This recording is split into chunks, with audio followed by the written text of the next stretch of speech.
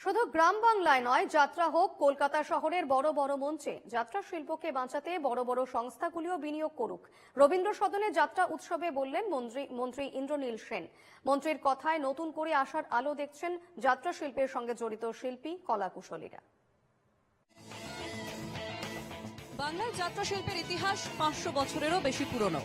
ঐতিহ্যবাহী সেই যাত্রা তার কৌলিন্য হারিয়েছে। অর্থাভাবে লুপ্ত যাত্রা শিল্প।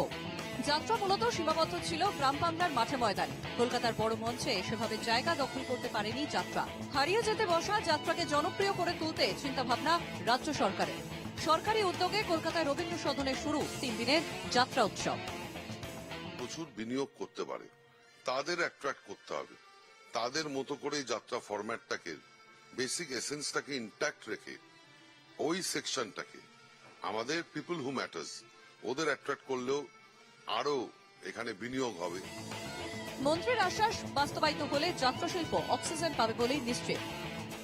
যে সুন্দর করে ব্র্যান্ডিং যে ব্যাপারটা যেটা করতে চাইছেন, সেটাতে সত্যি একটা যাত্রা অক্সিজেন পাবে।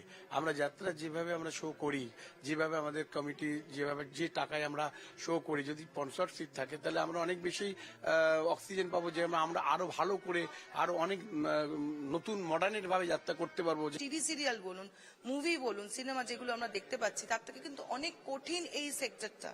যাত্রা মানে আমরা যেভাবে পরিশ্রম করি সেটাকে তুলে ধরতে হবে মানুষের মাঝখানে, যে যাত্রাটা পিছিয়ে নয়, যাত্রাটাকে এগিয়ে আনতে হবে, কারণ এটাই আমাদের প্রাচীন শিল্প। ইন্দ্রনীল বাবু যে কথাটা বলছেন তার সঙ্গে আমি একদম সহমত।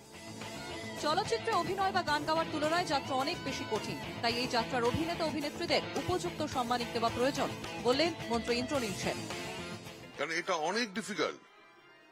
ফিল্মে আমরা একাধিকবার 5 বার 6 বার 7 বার 8 বার টেক করার সুযোগ পাই, টেক হয়, রিটেক হয়।